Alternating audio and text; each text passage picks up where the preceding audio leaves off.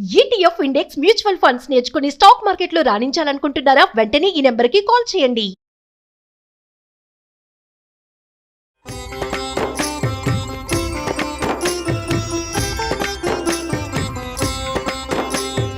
నమస్కారం. విష్ణు పురాణం 21వ రోజు భాగంలోకి వచ్చాం మనం. అయితే ఈ శ్వేతద్వీపవాసిగా ఉన్నటువంటి విష్ణుమూర్తిని దర్శించడానికి బ్రహ్మాది దేవతలు మునులని గంధర్వులని వెంబడబెట్టుకుని భూదేవితో సహా అక్కడికి వెళ్ళారు. ఆ ద్వీపంలోట నరసింహరూపుడై ఉన్నటువంటి గరుడ వాహనుణ్ణి దర్శించి అనేకానేక నమస్కారాలు చేసి ఇట్లా స్తుతించారట.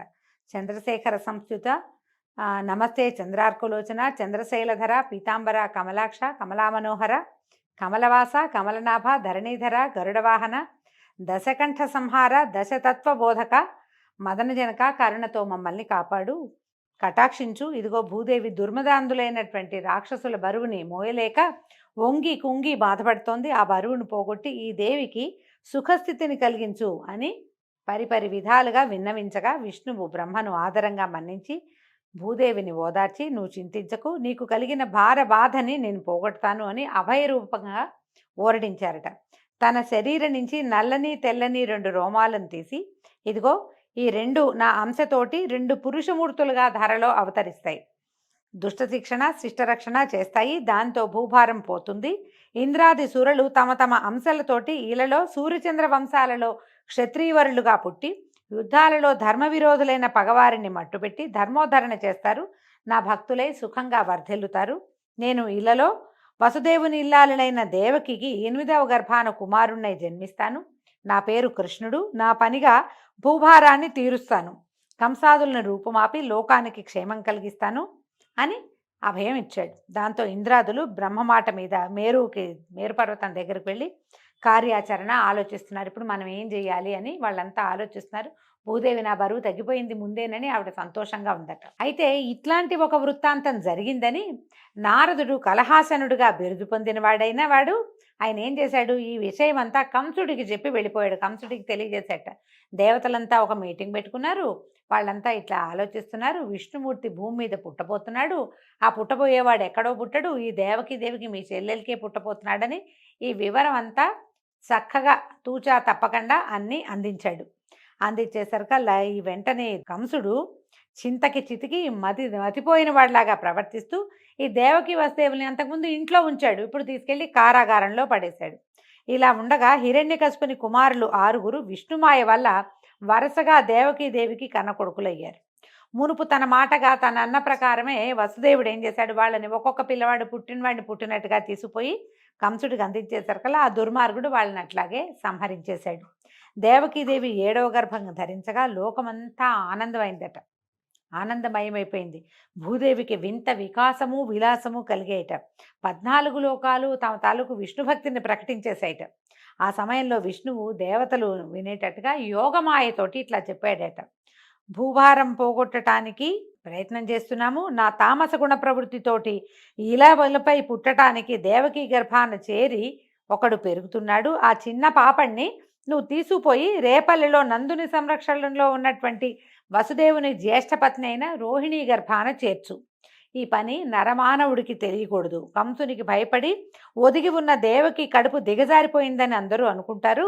ఒక గర్భం నుంచి ఆకర్షించి ఇంకొక గర్భానికి చేర్చటం వల్ల ఆ శిశువుకి సంకర్షణుడనే పేరు గలవాడుగా జన్మిస్తాడు.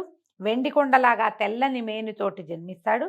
ఈ విధంగా పెరిగి పెద్దవాడై భద్రంగా బలాతిశయంతో భాషిస్తూ బలభద్రుడిగా ప్రసిద్ధుడవుతాడు అని చెప్పాడు. చెప్పాక ఇంకా చెప్తున్నాడు, వర్షాకాలంలో శుక్లపక్షాన అష్టమి నాడు అర్ధరాత్రిలో దేవకిదేవి పుత్రుడిగా జన్మిస్తాను. ఆ సమయంలో నువ్వు యశోద గర్భాన స్త్రీ శిశువుగా జన్మించు. నా శక్తి ప్రేరేపణ వల్ల వసుదేవుడు నన్ను అక్కడికి తీసుకొస్తాడు. రేపల్లెకి నన్ను యశోదాదేవి పక్కన ఉంచి నిన్ను తీసుకొచ్చి దేవికి అందిస్తాడు. ఆ తర్వాత ద్వారపాలకులని ఏడుపు విని వడివడిగా వెళ్ళి కంసుడికి చెప్పగా ఆ మూర్ఖుడు వస్తాడు, నిన్ను రాతి పలకపై పడేస్తాడు. వెంటనే నువ్వు పైకెగిరి అష్టభుజ శక్తిమూర్తివై ఇంద్రాది సురల జయజయధ్వానాలతో ఒప్పుతూ క్రమంగా శుంభాది దానవులను సంహరించే ఘనకార్యం చేసి ముల్లోకాలకు క్షేమం కరివవుతావు. నానా స్థానాలలోనూ భూతి సన్మతి క్షాంతి వృద్ధి ధృతి లజ్జ పుష్టి రుష నీతి ప్రశ్రయ ఆర్య దుర్గా దేవగర్భ అంబిక భద్రకాళి భద్రక్షమ, క్షేమంకరి అనే పేర్లతోటి ప్రాతకాలమందు, అపరాహ్నములందు, తర్వాత భక్తిభరిత హృదయాలతోటి నరులు, మానవులు అందరూ సురమాంస ఉపాహారాలు సమర్పిస్తూ నిన్ను ఆరాధించే వారికి ఈ అభీష్ట ఫలదాయినిగా ఉంటావు నువ్వు. ఇక వెళ్ళి ఈ ప్రయత్నం చెయ్యి అంటే ఈమె తర్వాత చేయవలసిన కార్యక్రమం అంతా చెప్పేశాడు. చెప్పగానే యోగమాయ వెళ్ళి దేవకీ గర్భాన శేషమూర్తిగా ఉన్నటువంటి శిశువును కొనిపోయి అతి రహస్యంగా రోహిణీ గర్భంలో ఉంచింది. కంసుని వల్ల భయపడటం వల్ల దేవకికి గర్భస్రావం అయిందని ఇక్కడంతా చింతించారు. సప్తమ గర్భం, 7వ గర్భం స్రావం అయిపోయింది. ఇంకా 8వ గర్భానికి వీళ్ళు ఎదురు చూస్తున్నారనమాట. తర్వాత వసుదేవుని పుణ్యం వల్ల, విష్ణుదేవుని మహిమ చేత దేవకీదేవి గర్భవతి అయింది. ఇది అష్టమ గర్భం. పరమ పావనమని జగమంతా స్తుతించింది. సకల లోకాలకు తండ్రిగా, సంరక్షకుడుగా విరాజిల్లుతున్నటువంటి కమలా మనోహరుడు దేవకీ గర్భాన అర్భకుడై పుట్టడం జీవలోక సంరక్షణ కర్తవ్యం కదా. ఆయన ఏంటంటే ఆయన ఎందుకు పుట్టాడు? కేవలం దీన్ని రక్షించడం కోసం మాత్రమే, ఇంకా వేరే ఏ కారణము లేదు. శ్రీ మహావిష్ణువు ఇక్కడ పుట్టిన సమయం నందే అక్కడ రేపల్లిలో యోగనిద్ర నందుని ఇల్లాలైన యశోద గర్భాన అవతరించింది. శ్రావణ మాసంలో ఈ పద్మాక్షుడు జన్మించిన సమయమందు గ్రహాలు వక్రగతి విడిచి రుజుగతిగా ఉన్నాయి. కృష్ణ జనన సమయమందు దేవకి సూర్యోదయంతో తూర్పు దిక్కులాగా తెల్లగా భాషించింది.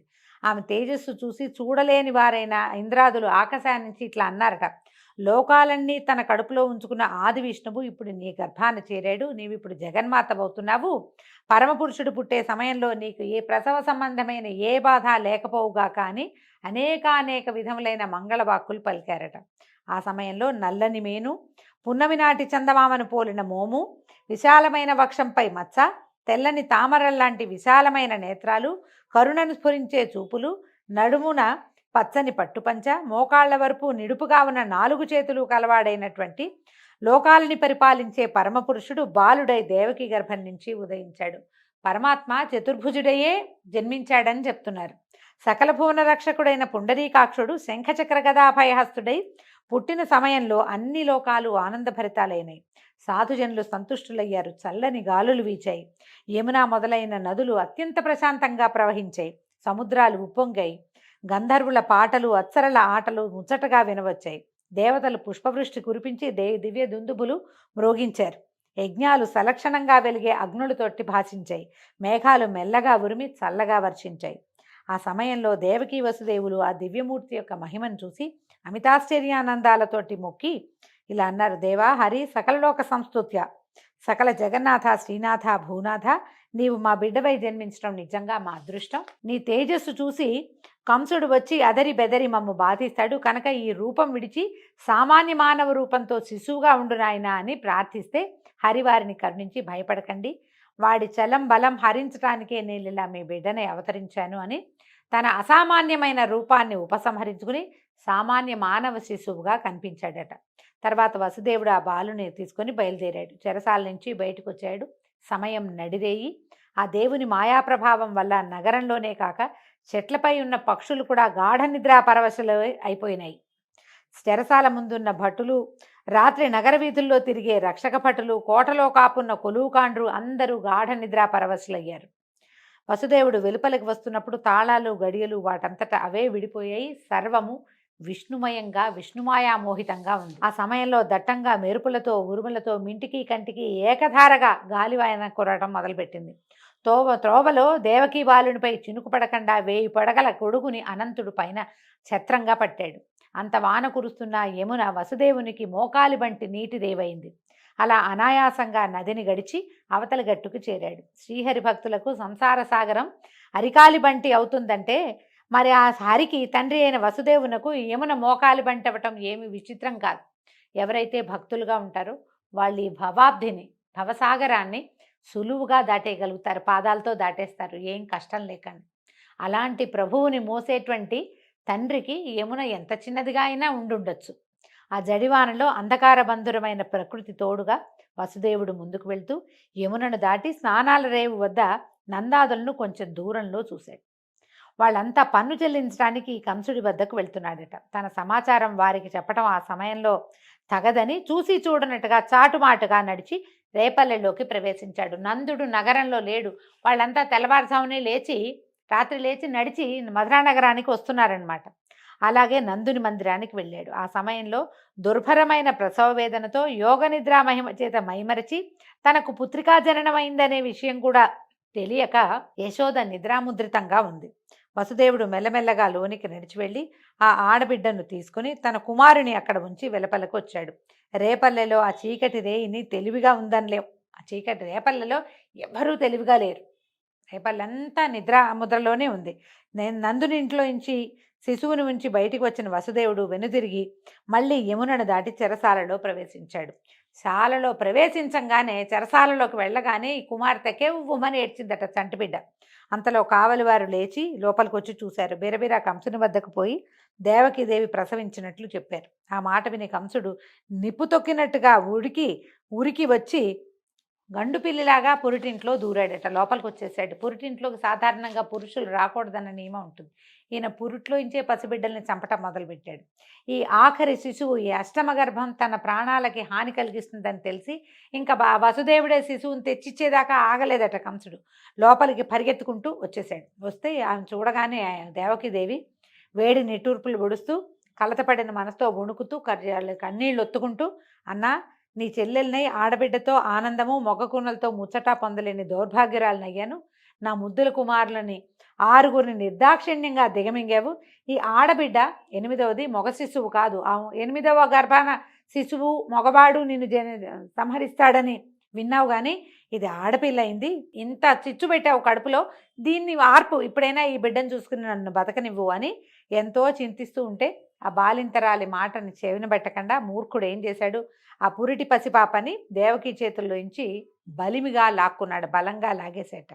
లాగి చట్రాతి మీద పడేసేటట. విసిరి నేలకేసి కొట్టాడట.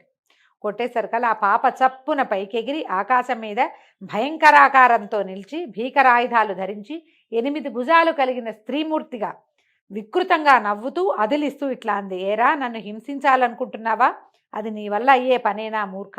మునుపు ఆకాశవాణి పలికినట్లుగా నిన్ను తెగవేసే మహాత్ముడు, సకల సురరక్షకుడు, దుష్టశిక్షకుడు పుట్టి వేరొక చోట పెరుగుతున్నాడు అని వాడు చూస్తూ ఉండగానే దేవగణాల చేత గంధ పుష్పోపహారాలతో పూజలంది అదృశ్యురాలైంది. కంసుడికి ఏమి తోచల. పౌరుషం సన్నగిల్లిపోయింది. తెలివి తప్పిపోయినట్టు అయిపోయింది. కాసేపటికి తెప్పరిల్లి వెనక్కి తిరిగి వెళ్ళి తనకిష్టులైనటువంటి పూనక, ధేనుకాసురుడు మొదలైన రాక్షసులందరినీ పిలిపించాడు. రాక్షసవరిలారా, నా బలపరాక్రమాలు మీకు తెలుసు. ఎదురులేకుండా రాజ్యాన్ని పరిపాలిస్తున్నాను. నన్ను చంపడానికి దేవతలు ఏదో కుట్రలు చేస్తున్నారని నాకు ఎప్పుడో తెలిసింది. అది విన్నాను నేను. కానీ నా పరాక్రమం వాళ్ళకి తెలీదా? వాళ్ళకి తెలుసు. ఇంద్రుడు పూర్వం నా మీదకి వచ్చి నా వల్ల వెన్ను విరిగేటట్టుగా దెబ్బలు తిని తిరిగి చూడకుండా పారిపోయాడు. ఎన్నిసార్లు నా జోలికి వచ్చాడు, కానీ ఇప్పుడు నన్ను చంపుతాడా? ఎట్లా చేస్తాడు? బ్రహ్మ విష్ణు మహేశ్వరాది సురనాయకులు కూడా నా ముందు ఎండుగడ్డుపోచలు. అలాంటిది నా లోకంలో, భూలోకంలో నాకు ఎదిరింప ఒక్క జరాసంధుడు తప్ప మిగిలిన రాజులంతా కూడా నా ప్రతాపాగ్ని ముందు ఎండుటాకులే. ఇక ప్రస్తుతం ఏంటంటే, మా దేవకి కన్నా ఆడుబిడ్డ ఏం చెప్పింది, నన్ను చంపటానికి దేవుడట ఎక్కడో పెరుగుతున్నాడట. ఈ మాటే ఒకప్పుడు నారదుడి నోట కూడా విన్నాను. మీరు చేయవలసింది ఏంటంటే, ఈనాటి నుంచి భూమి మీద చిన్న బిడ్డల్ని నిర్దాక్షిణ్యంగా చంపేసేయండి, వెళ్ళండి అని పంపించాడు. వాళ్ళంతా సరేనని పలు రూపాలు ధరించి ధరణిపై సంచరిస్తూ పసిపాపల్ని తెగనరికి వాళ్ళ రక్తం తాగటం మొదలుపెట్టారు. రాక్షస బలం విజృంభించి ఉందన్నమాట. తర్వాత కంసుడు అంతఃపురానికి పోయి దేవకి వసుదేవులను రప్పించి కళ్ళబొల్లి మాటలతో వాళ్ళని మన్నించి, అయ్యో, చేయరాని దారుణం చేశాను, మీకు తీరని బాధ కలిగించాను, మీరెంతో అమాయకులు, నా వల్ల ఇట్లా పసిబిడ్డల్ని పోగొట్టుకోవాల్సి వచ్చింది, అంతా అయిందేదో అయిపోయింది, ఇంకేం విచారిస్తాము, విచారించి లాభం లేదు, నన్ను మన్నించండి, అంతా దైవం వల్లే ఈ మాయంతా జరుగుతోంది అని చెరసాల నుంచి వాళ్ళని ఇంటికి పంపించాడు. చెరసాలలోనే ఉన్నారని విష్ణు పురాణం చెప్పట్లేదండి, వాళ్ళని పంపించేశాడట. కానీ వాడి మనసు మాత్రం రగులుతూనే ఉంది. అయితే తర్వాత కొద్ది రోజులకి వసుదేవుడు ఒకనాడు రేపల్లెకి వెళ్ళాడు. నందుడు వసుదేవుడికి చిన్ననాటి మిత్రుడుగా కథల్లో చెప్పబడతాడు. నందుడు వసుదేవునికి ఆదరంగా ఆప్యాయంగా స్వాగతం పలిపి ఈ యశోద చేతుల్లో ఉన్నటువంటి కపట బాలకుడిని అందించాడట. వసుదేవుడు ఆ బాలుడిని ఎత్తుకుని ముద్దులాడి వచ్చి, వసుదేవుడు పిల్లవాడిని ఎత్తుకుని సంతోషంతో సంతానాన్ని ఎత్తుకున్న ఆనందంతో, నా అదృష్టవంతులు, ఇంత చక్కటి కొడుకు పుట్టాడు మీకు, ఈ పిల్లాడిని చూస్తే నాకే ఎంతో ముచ్చటగా ఉంది, మీ మాట వేరే చెప్పాలా? పిల్లవాడిని చూస్తే మీకు ఎంత మోహమో నాకంత రెండింతలు కలుగుతోంది, మీకు నాకు కూడా ఈ బాలుడు సమానుడే, ఇంకొక మాట చెప్తాను, రోహిణి కొడుకు మీ దగ్గరే పెరుగుతున్నాడు కాబట్టి వాడిని మీ కొడుకుగానే చూస్తూ పెంచండి, వీళ్ళిద్దరిని అన్నదమ్ములుగా పెంచండి. ఇంకొక మాట ఏంటంటే, ఈ కంసుడు పసిపిల్లని చంపే దారుణ కార్యక్రమాన్ని తలపెట్టాడు. ఆ దుర్మార్గుడికి తెలియనట్టుగా మీరు ఇక్కడి నుంచి వెళ్ళిపోండి అని చెప్పాడు. వీళ్ళు అంతకుముందు మధురా నగరానికి దగ్గరలో ఉన్న రేపల్లెలో ఉండేవాళ్ళు. ఆ రేపల్లె నుంచి విలాసం మార్చండి, సంవత్సరాంతమందు కట్టవలసిన పన్నులు వాడిని కట్టిన తర్వాత, కట్టేసావు కదా, పన్నులు కట్టేసావు కాబట్టి ఇంకా మధురకి దగ్గరగా ఉండటం ఎందుకు, అమాయకంగా అగ్ని దగ్గరికి, మోసగాడైన పరిపాలకుడి దగ్గరికి చేరితే అపాయం తప్పిస్తే మేలు కలగదు అని చెప్పేసరికల్లా ఈ మాటలు చెప్పి వెళ్ళిపోయాడు. ఇక్కడి నుంచి మీరు విలాసం మార్చేయండి, మీ చిరునామా మార్చుకోండి, వేరే చోటకి షిఫ్ట్ అయిపోండి అన్నాడు. అనగానే వీళ్ళు కూడా ఆలోచించి ఏం చేశారు, పిల్లల్ని తీసుకుని పశువులకు తమకు ఆహారము నీరు ఉన్న చోటకి తరలి వెళ్ళిపోయారు, బృందావనానికి వెళ్ళారు. అలా ఉండగా నందుని ఇంట అల్లారు ముద్దుగా బాలకృష్ణుడు పెరుగుతూ ఉండటం తెలిసి ఈ కంసుడు పంపిన పూతన అనే రాకాసి అందగత్తగా రూపం మార్చుకుని నడిరేయిన నందునింట్లో ప్రవేశించింది. అంతా నిశ్శబ్దము. నిద్రలో ఉన్న బాలకృష్ణుని మెల్లిగా ఎత్తుకుని బుగ్గలు నిమిరి విషం పూసిన చనుబాలు తాగించింది. ఆ జగజ్జెట్టి యొక్క విషపు పాలతో పాటు దాని ప్రాణాలు కూడా, ఆ జగజ్జెట్టి అంటే పిల్లవాడు ఎలాంటి వాడు, ప్రపంచాన్ని ఆడించగలిగిన వాడు. అతను ఏం చేశాడు, ఈవిడ యొక్క పాలతో పాటు ప్రాణాలను కూడా పీల్చేసి అది ఓ ఓ అని కేకలు పెడుతూ మరణించిందట. కంసుడు పంపిన పూతన ఈ విధంగా బాలకృష్ణుడికి బలి అయిపోయింది. మొదటి బలి ఇదేనమాట. దాని అరుపు గోకులంలో ఎసరు పుట్టించింది. అరుపులకి పడుకున్న వాళ్ళంతా తుల్లిపడి లేచి గుమిగూడు చూస్తే ఏంది, చచ్చిపడి ఉన్న రాక్షసుని చూశారు. ఆ రాక్షసి తాలూకు రక్కసి గుండెల మీద ఆడుకుంటున్న బాలకృష్ణుడిని చూసి పిల్లవాడిని ఎత్తుకుని ఆవు తోకతో దిగదుడిచి గోమయంతో తిలకం పెట్టి నారాయణ కవచం చదువుకుని తమ ఇంట్లో ఒక ఉయ్యాలలో పడుకోబెట్టుకున్నారు. ఇంతవరకు ఇలాంటి ఉపద్రవం ఎప్పుడూ జరగలేదు, అసలు ఇలాంటి చూడలేదు. ఇంతటి శరీరం కలిగిన మహారాక్షసుని పేర్లు వింటమే కానీ కంటితో చూసింది ఎప్పుడూ లేదని చాలా ఆశ్చర్యపోయారట. అయితే ఉయ్యాలలో ఉన్న ఈ కపటబాల స్వరూపంలో ఉన్న పరమాత్మ అక్కడికి దగ్గరలో ఉన్న ఒక చిన్న బండిని ఒక తన్ను దన్నాడట. దాంట్లో యశోద భద్రపరిచి ఉన్న పాలు, పెరుగు, వెన్న, నెయ్యి, ఇంటికి కావలసిన పదార్థాలు ఉన్న పాత్రలన్నీ కింద పడిపోయినాయి. పడిపోయేసరికి చూసినటువంటి గొల్లల పిల్లలంతా వచ్చి ఈ గోపాలకుల పిల్లలు యశోదకి చెప్పేసరికల్లా వాటన్నిటిని జాగ్రత్తగా తీసి పాత్రల్లో వేసి దధి పుష్పాక్షతాల్లో ఆ బండిని పూజించి బాలకృష్ణుడిని చూసి అలిగిందట. అయితే ఈ గోపకాంతలంతా అన్నారట, అమ్మ యశోద, నీ పిల్లవాడు, ఈ చిన్న పిల్లవాడు నిన్న కొండంత రాక్షసుని చంపాడు, ఈ ఇంట్లో సామాన్ల బండిని విరగదన్నాడు, వీడి కాలు తగిలి విరిగిపోయింది, అది వీడు ఇలాగే పెద్దవాడైతే ఎందరి కొంపలకి నిప్పు పెడతాడోనమ్మా అని ఇలా హెచ్చరికగా ఎన్నో ముచ్చట్లు ఆడారట. పిల్లవాడు చేసే ప్రతి పని విచిత్రంగా విపరీతంగానే ఉండేది.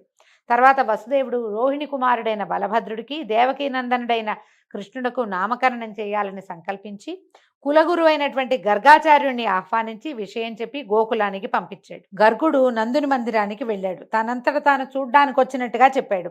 యశోదానందులతోటి కాసేపు కబుర్లు చెప్పి తర్వాత ఎవ్వరికీ తెలియకుండా రోహిణీ నందనునకు రాముడని, దేవకీ కుమారునకు కృష్ణుడని నామకరణం చేసి వెళ్ళిపోయాడు. అయితే రామకృష్ణులు నలుపు తెలుపు శరీరాలతో శోభాయమాన మూర్తులై యశోదానందుల పెంపకంలో గారాభంగా పెరుగుతూ ఉన్నారు. బాలకృష్ణుడు క్రమంగా పాకటము, కూర్చోటము, తల్లి చేయి పెట్టుకుని తేలికగా అడుగులు వేయటము, ఎండిన ఆవుపేడ శరీరానికి పట్టించుకుని లేగలతో వీధుల్లో పరిగెత్తటము, ఆ దూడల తోకలు పట్టుకుని అవి పరిగెత్తకుండా నిలబెట్టటము, ఇలాంటి చేష్టలతోటి అన్నను కూడా కలుపుకొని చిల్లర మల్లరగా నడవటం మొదలుపెట్టాడు. అంతకంతకీ పెంకె చేష్టలు పెరిగాయి. ఇరుగు పొరుగు ఇళ్లలో దూరి ఆ ఇళ్లాళ్లకు కనపడకుండా వాళ్ళు ఉట్టిపై పెరిగిన పెట్టిన పాలు వెన్న ఆరగిస్తూ, దగ్గరికి వచ్చిన చిన్న చిన్న పిల్లల మూతులకు రాసి పెరటిదారిన పారిపోతూ, మరికొందరి ఇళ్లలో మరుగుతున్న పాలకుండలలో కుండల్ని కవ్వంతోటి పగలగొట్టి పారిపోవటం, అటు ఇటుగా ఉన్న వాళ్ళు జవరాండ్రు దగ్గరికి రాగానే తుర్రున్న తూనీగలాగా ఎగిరి గంతులు వేసి తల్లి వద్దకు వచ్చి ఏమీ ఎరగనట్టుగా ఆమె అడ్డాలలో కూర్చుని ముద్దులు కూడవటము, ఇట్లా బాలగోపాలుని శైశవ చేష్టలు అనంతంగా సాగేవి.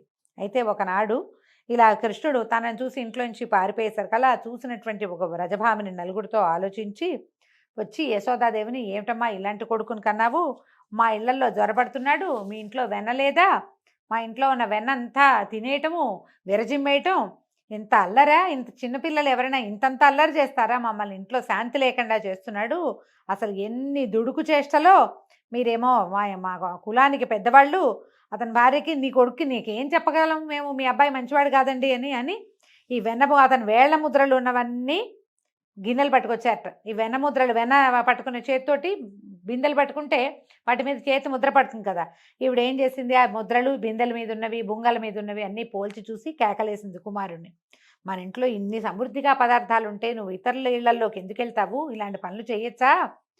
ఇంట్లో ఉన్నట్టే ఉండి ఇలాంటి పనులు చేస్తావేమిట్రా నాయనా అని ఆవిడ కుమారుణ్ణి పరిపరి విధాలుగా కేకలు వేసి నచ్చజెప్పడానికి ప్రయత్నం చేస్తూ ఉండేది. ఈ బాల్య జ్యేష్ఠలతోటి ఈ గోకులాన్ని అంతటినీ ఒక కొలిక్కి తీసుకొస్తున్నటువంటి కృష్ణ చేష్టలతోటి ఈరోజు భాగం సమాప్తం అండి. మరిన్ని కృష్ణ లీలలతోటి రేపు ఉదయం కలుసుకుందాము. నమస్కారం.